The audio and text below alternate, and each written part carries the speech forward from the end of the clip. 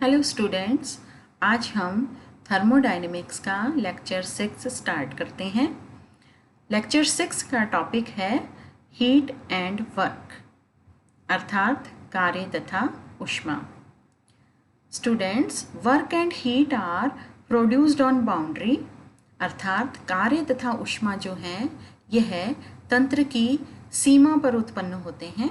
They both are boundary phenomena, अर्थात ये दोनों ही कार्य तथा ऊष्मा दोनों ही बाउंड्री फिनोमिना हैं, यानी सीमा की परिघटना है। Work and heat are produced during changing of state of system, अर्थात तंत्र की अवस्था परिवर्तन के दौरान कार्य तथा ऊष्मा उत्पन्न होते हैं। अर्थात कोई भी तंत्र जब अपनी अवस्था को परिवर्तित करता है तब उस दौरान उसके कार्य तथा ऊष्मा उत्पन्न होते हैं। Work and heat are expressed by the effects produced on surroundings, और कार्य तथा ऊष्मा जो है ये परिपार्श्विक पर उत्पन्न प्रभाव के द्वारा इनको हम व्यक्त करते हैं। Heat is the transfer of thermal energy from one body to another. ऊष्मा क्या होती है? यह थर्मल एनर्जी अर्थात तापीय ऊर्जा का एक बॉडी एक वस्तु से दूसरी वस्तु की ओर ट्रांसफर, या अर्थात ट्रांसफर मतलब संचरण, ठीक है, संचरण होता है। अर्थात हीट जो है वो तापीय ऊर्जा का अर्थात टेम्परेचर डिफरेंसेस के कारण हीट उत्पन्न होती है, अर्थात ऊष्मा उत्पन्न होती है। जबकि कार्य जो है यह कार्य क्या होता है? यह स्थानांतरण होता है मैकेनिकल एनर्जी का, अर्थात यांत्रिक ऊर्जा का, एक वस्तु से दूसरे वस्तु अथवा एक तंत्र से दूसरे तंत्र में कार्य जो है वो यांत्रिक ऊर्जा का स्थानांतरण होता है।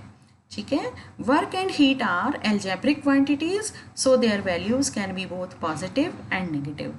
कार्य तथा ऊष्मा जो हैं ये एल्जेब्रिक क्वांटिटीज़ हैं, अर्थात मैथमेटिकल क्वांटिटीज़ हैं जिनका मान पॉजिटिव भी हो सकता है अर्थात धनात्मक भी हो सकता है और ऋणात्मक भी हो सकता है। कार्य तथा ऊष्मा दोनों के मान both depends on path of state change, अर्थात अवस्था परिवर्तन के पथ पर निर्भर करते हैं। कार्य और ऊष्मा दोनों के मान अवस्था परिवर्तन के पथ पर निर्भर करते हैं। They are not state functions, they are path functions, अर्थात ये अवस्था फलन नहीं होते हैं, अर्थात तंत्र की प्रारंभिक एवं अंतिम अवस्था पर निर्भर ना करके इनका मान तंत्र के पथ पर निर्भर करता है। ठीक है, जिस पथ को ये फॉलो करते हैं, जिस पथ का अनुसरण करते हैं उस पथ पर इनका मान निर्भर करता है।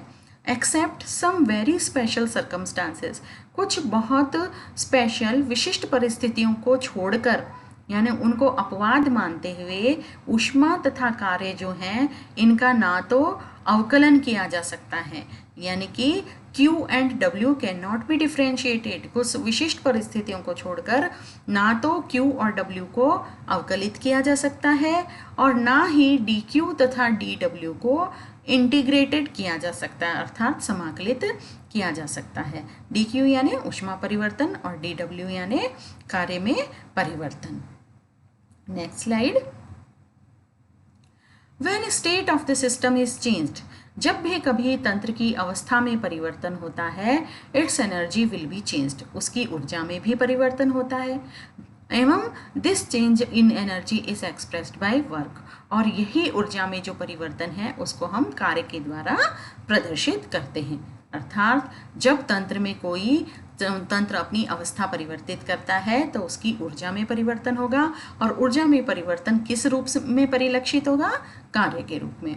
When system works on surrounding, और जब तंत्र अपने परिपार्श्विक पर कार्य करता है, जब तंत्र अपने परिपार्श्विक पर कार्य करेगा तो तंत्र की इंटरनल एनर्जी अर्थात तंत्र की आंतरिक ऊर्जा में कमी होगी, और यह कमी होने से क्या होगा? When system works on surrounding, the internal energy of the system is decreased, अर्थात जब तंत्र कार्य करता है परिपार्श्विक पर तब उसकी आंतरिक ऊर्जा में कमी होती है। And when surrounding works of the system, और जब परिपार्श्विक तंत्र पर कार्य करता है तो क्या होता है, the internal energy of the system is increased, तब तंत्र की जो आंतरिक ऊर्जा है उसमें वृद्धि हो जाती है। Work is always done against the external force, और जो कार्य है वो हमेशा बाह्य बल के विरुद्ध किया जाता है, अर्थात बाह्य बल के विरुद्ध ही हम कार्य करते हैं। Work is the product of capacity factor and intensity factor, और जो कार्य है यह कार्य दो गुणांकों का गुणनफल होता है। ये गुणांक हैं कैपेसिटी फैक्टर यानी धारिता गुणांक और इंटेंसिटी फैक्टर यानी तीव्रता गुणांक, अर्थात कार्य धारिता गुणांक और तीव्रता गुणांक का गुणनफल होता है। इंटेंसिटी फैक्टर, अब तीव्रता गुणांक क्या होता है? Intensity factor is the measure of external opposing force, बाह्य विरोधी बल का माप जो होता है उसको हम तीव्रता गुणांक यानी इंटेंसिटी फैक्टर कहते हैं।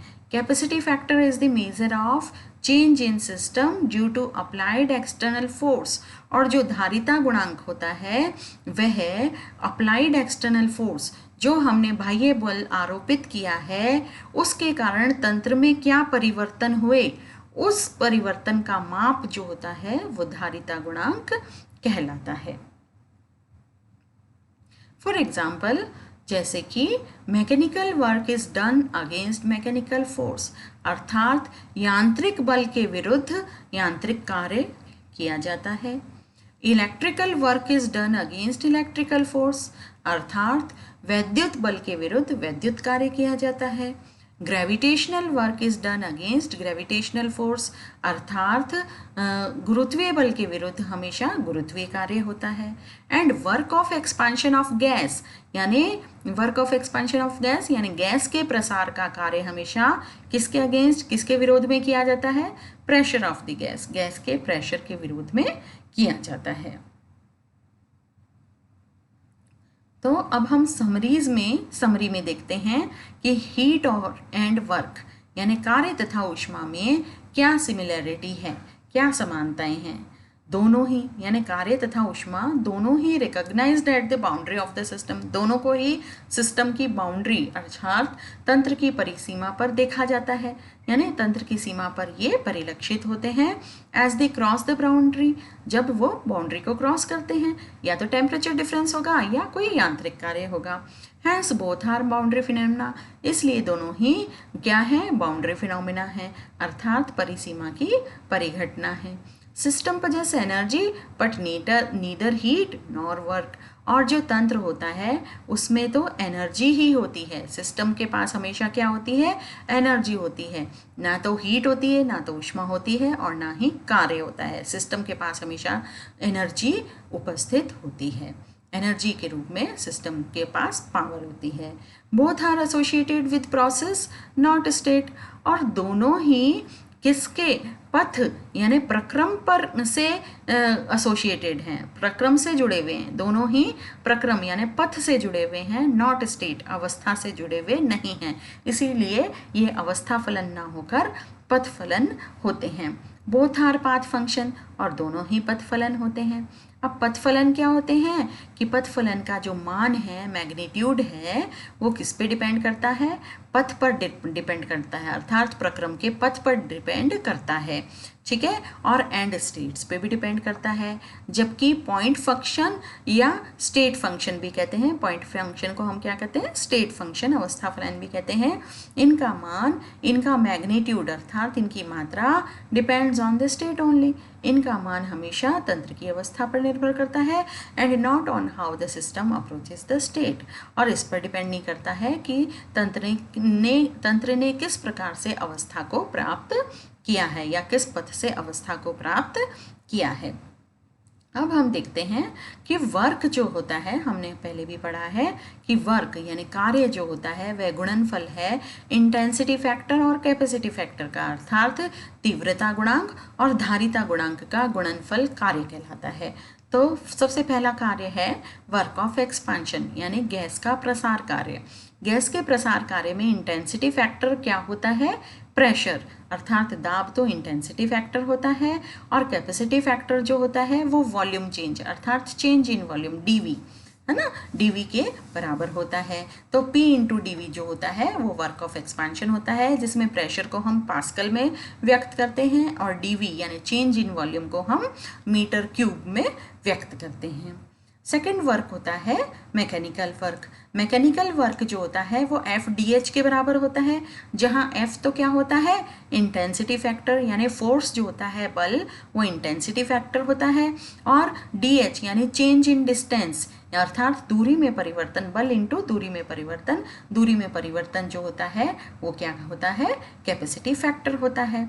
तो बल तो न्यूटन में व्यक्त किया जाता है और दूरी में परिवर्तन को हम मीटर में व्यक्त करते हैं। ठीक है, आगे हम आते हैं इलेक्ट्रिकल वर्क पर अर्थात विद्युत कार्य पर। विद्युत कार्य जो होता है वो VQ के बराबर होता है, और V क्या होता है, पोटेंशियल डिफरेंस। पोटेंशियल डिफरेंस क्या है, इंटेंसिटी फैक्टर, यह तीव्रता गुणांक कहलाता है, तथा Q क्या है, Q है आवेश, आवेश के फ्लो, आवेश का बहाव। ठीक है, तो आवेश का बहाव जो होता है, ये चार्ज होता है, ये एम्पियर सेकंड में होता है। ठीक है, तो इस प्रकार से जो Q है ये तो कैपेसिटी फैक्टर है, और जो V है पोटेंशियल डिफरेंस, ये क्या है, इंटेंसिटी फैक्टर है, और इन दोनों का प्रोडक्ट इलेक्ट्रिकल वर्क होता है। फिर आते हैं हम ग्रेविटेशनल वर्क पर।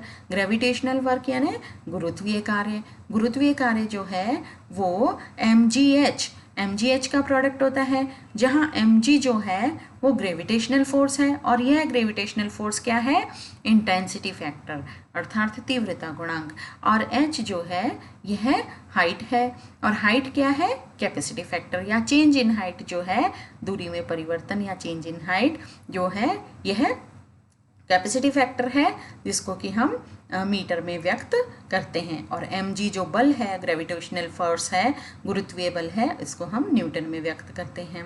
फिर आता है थर्मल वर्क अर्थात उष्मीय कार्य। उष्मीय कार्य जो होता है उसमें इंटेंसिटी फैक्टर, तीव्रता गुणांक है ms। m is the mass of the substance, s is the specific heat of the substance यानी विशिष्ट ऊष्मा, पदार्थ की विशिष्ट ऊष्मा, पदार्थ का द्रव्यमान। ठीक है, तो पदार्थ की विशिष्ट ऊष्मा और द्रव्यमान जो होता है, इन दोनों का प्रोडक्ट क्या कहलाता है, हीट कैपेसिटी। हीट कैपेसिटी का मात्रक क्या है, जूल पर मोल पर केल्विन, अर्थात जो हीट कैपेसिटी है वो तो इंटेंसिटी फैक्टर है, और कैपेसिटी फैक्टर यहाँ जो है वो टेम्परेचर है अर्थात तापमान है। तो MST जो प्रोडक्ट है अर्थात इंटेंसिटी फैक्टर और कैपेसिटी फैक्टर का प्रोडक्ट है वो वर्क कहलाता है, और कौन सा वर्क है, थर्मल वर्क अर्थात उष्मीय कार्य है। तो इस प्रकार हम देखते हैं कि जो कार्य है वो कार्य दो गुणांकों का गुणनफल होता है, intensity factor and capacity factor. आज हम हमारे लेक्चर को यहीं समाप्त करते हैं। धन्यवाद।